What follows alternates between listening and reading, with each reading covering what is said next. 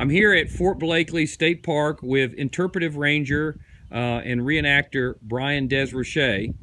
Brian is going to talk to us a little bit about Redoubt number 4. You're standing inside the lunette of Redoubt 4. A lunette is a fortification defined by more than 2 flanks. You see here, that's one flank. Here's another, and another, more than 2.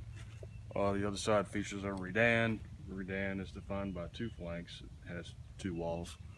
If you look over here, you have what's called an embrasure here and there. Basically, this is where the muzzle of the gun would have stuck out to deliver fire downrange towards the enemy.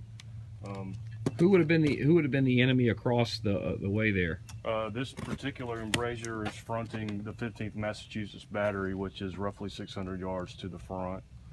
And this lunette was occupied by members of Abbey's Mississippi Battery. They are a company of the 1st Mississippi Light Artillery Regiment. Your infantry support would have been in the middle, and on the other side in that redan would have been another 2 guns of the same command, the Mississippians. Okay, and you've been improving this. You've been restoring it to what it probably looked like at the time. Yeah, to the best that we can find, this is probably what it looked like. It's a very slow process. I don't like to do too much at one time. I like to let the dirt settle before I do the next step. It's kind of a living, breathing thing, if you will. You can't just go in a weekend and rebuild a dirt fort. It doesn't work like that. Especially when you're using techniques that they would have used in the 19th century. Brian DesRochers, he's an interpretive ranger here at Fort Blakeley, historic Fort Blakeley State Park.